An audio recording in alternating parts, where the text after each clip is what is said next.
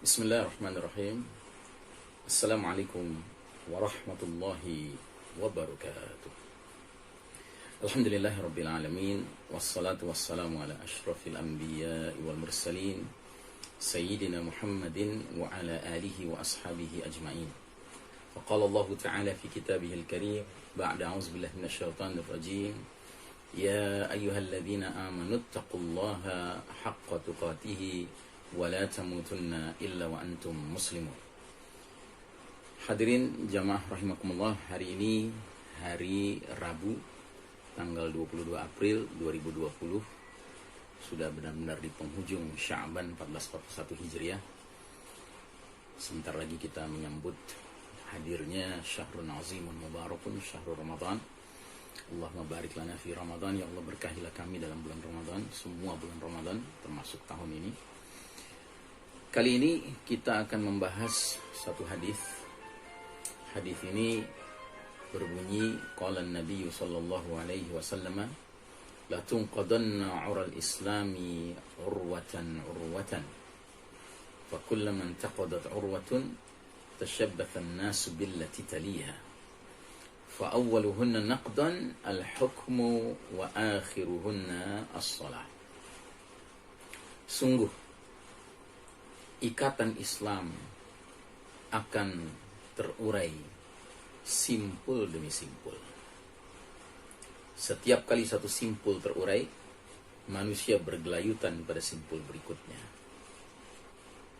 Maka simpul yang paling awal terurai adalah simpul hukum. Sedangkan simpul yang paling akhir terurai adalah simpul sholat.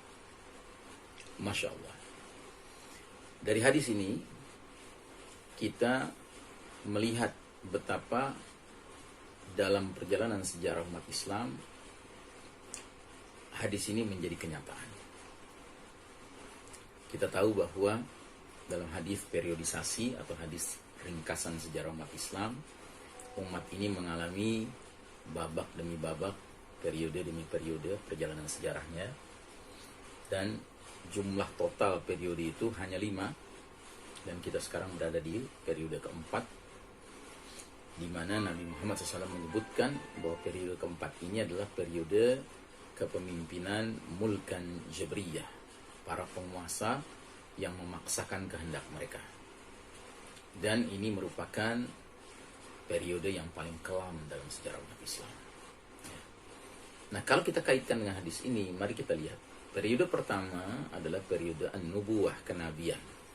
Di periode pertama ini, umat generasi awal, para sahabat radhiyallahu anhum ajma'in, dipimpin langsung oleh sebaik-baiknya pemimpin, yaitu Nabi Muhammad SAW, karenanya disebut ini periode kenabian. Dalam periode ini ada 2 subperiode. Subperiode berjuang di Mekah dalam kondisi para sahabat lemah. Sementara subperiode kedua adalah hijrah ke Madinah, di mana Nabi dan para sahabat semakin hari semakin dikokohkan posisinya, kedudukannya, sehingga mereka bahkan menjadikan al-Islam sebagai sumber cahaya, sumber penerangan, sumber nilai, sumber norma, dan sumber hukum. Yang karenanya semenjak hijrah ke Madinah, Allah Ta'ala memberikan secara perlahan tapi pasti leadership, kepemimpinan wilayah yang asalnya hanya Jazirah Arab kepada Islam dan umat Islam. Kemudian datang babak kedua, periode khilafatun ala minhajin nubuwah, kekhalifahan yang mengikuti metode kenabian. Dalam periode kedua ini, umat dipimpin oleh sebaik-baiknya manusia setelah Nabi Muhammad SAW, yaitu para sahabat terpilih, yang mereka ini termasuk mubasysyirin bil jannah, sudah diberikan kabar gembira oleh Nabi akan menjadi penghuni surga. Dan mereka inilah para khulafa ar-rasyidin, khalifah-khalifah yang terbimbing oleh Allah Ta'ala, Abu Bakar As-Siddiq, Umar bin Khattab, Utsman bin Affan, dan Ali bin Abi Thalib. Dan ada sebagian yang mengatakan plus Hasan bin Ali. Ini berlangsung 30 tahun. Periode pertama berlangsung 23 tahun.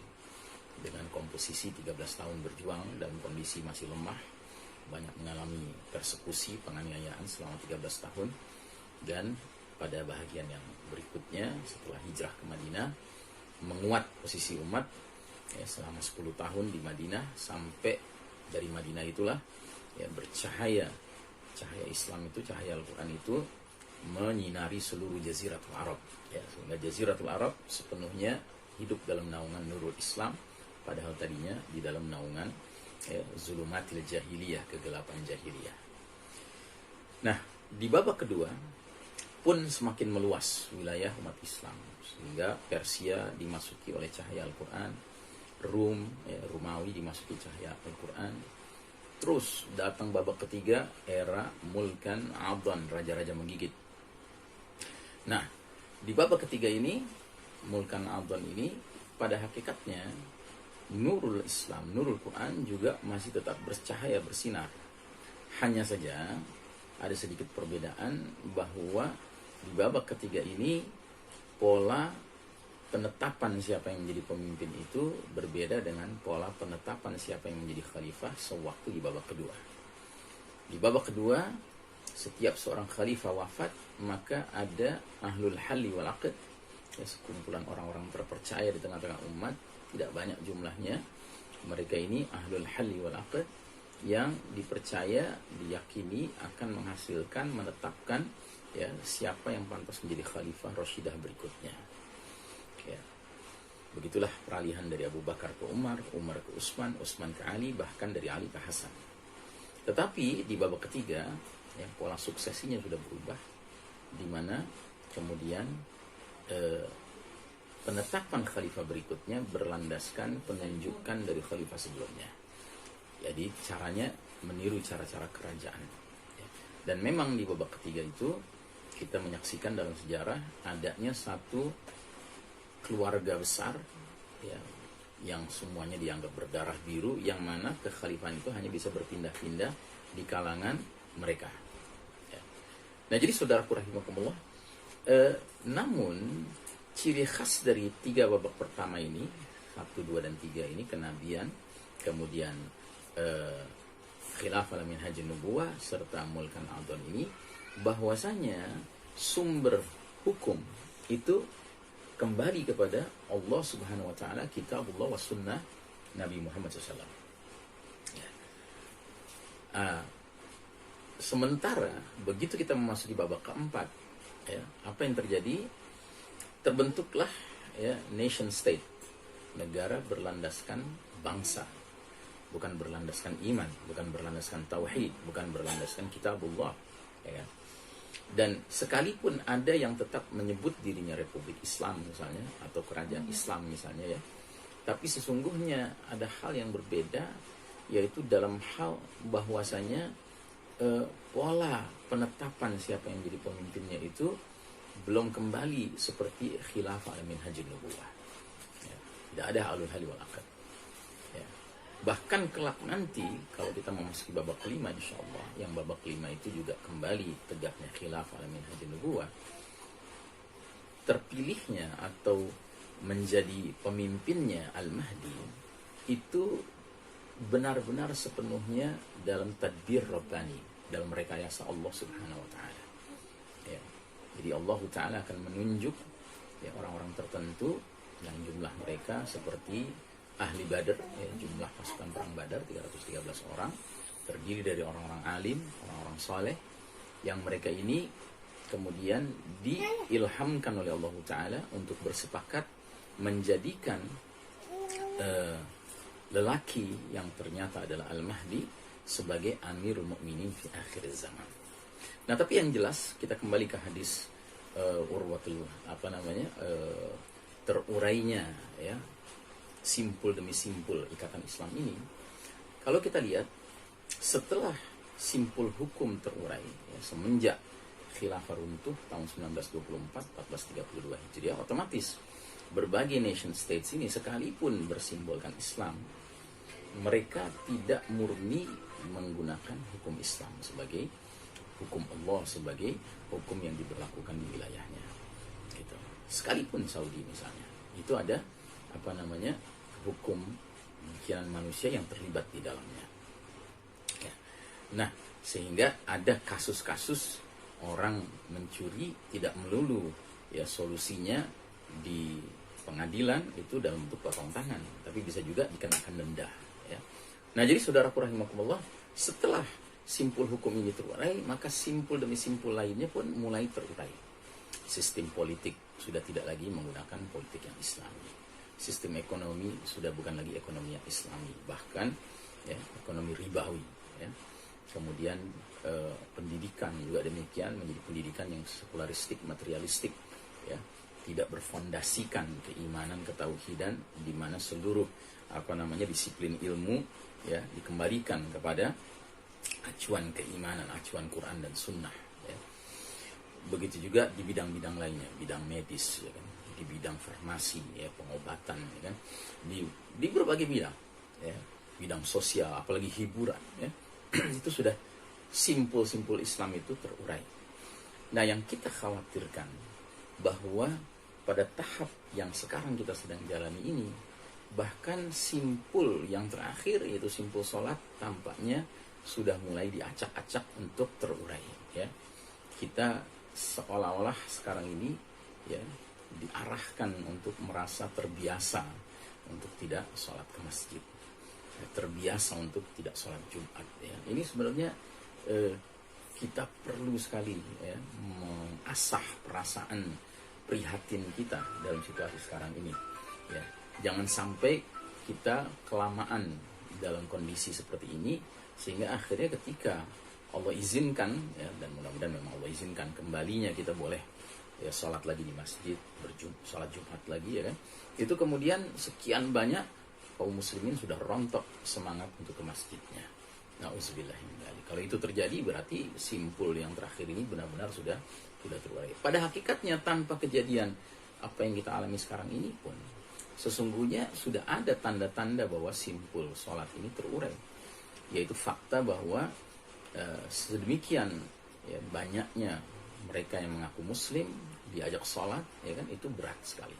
Dengan ringannya mereka memberikan 1001 alasan untuk tidak pergi sholat bersama-sama. Atau ada mereka-mereka laki-laki dewasa mengaku muslim ya, dari Jumat ke Jumat dia tenang saja tidak pergi sholat Jumat, padahal di dalam kesepakatan para ulama sampai 3 Jumat berturut-turut ya seseorang itu meninggalkan sholat Jumat ya biduni uzur, ya tanpa uzur syar'i, ya faqad kafar, maka dia telah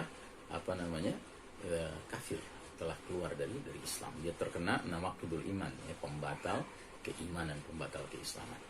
Nah, karenanya saudaraku rahimakumullah, hadis ini benar-benar terasa bahwa sekarang ini semenjak Allah Ta'ala mentakdirkan runtuhnya tatanan kehidupan bermasyarakat bernegara umat Islam ya, sejak tahun 1342 Hijriah 1924 Masehi, ya hadis ini seperti menyala sekali, ya nyala sekali dia tampak sekali kenyataannya. Nah, karenanya saudaraku rahimakumullah, apa yang mesti kita kerjakan? Yang mesti kita kerjakan adalah sudah barang tentu kembali kepada keimanan kita. Mari kita sama-sama mengokohkan keimanan kita, ya bahwasanya sekalipun simpul demi simpul ajaran Islam ini sudah terurai, tapi kita sama sekali tidak boleh memiliki perasaan bahwa ya sudahlah, kalau memang simpul-simpul itu tidak bisa ditegakkan, ya sudah, nggak apa-apa kita pakai simpul-simpul yang tidak Islami ini dalam kehidupan sehari-hari kita. Nauzubillah, tidak boleh. Kita harus ada perasaan minimal tidak tentram, tidak ridho dengan situasi di mana Allah ya menguji kita dengan tidak berlakunya simpul-simpul Islam itu. Ya, karena ini batas minimal. Kata Nabi, yang melihat kemungkaran ubah dengan tangan, nggak sanggup dengan lisan, nggak sanggup dengan hati. Dengan hati itu maksudnya ingkari. Kalau itu tidak ada di dalam hati, bahkan tidak ada iman sama sekali. Mari kita jaga keimanan kita walaupun dalam batas yang paling minimal, yaitu dengan memastikan bahwa hati kita hanya ridho kepada ya nilai-nilai Islam dalam semua aspek kehidupan kita, sekalipun hari ini nilai itu tidak tegak.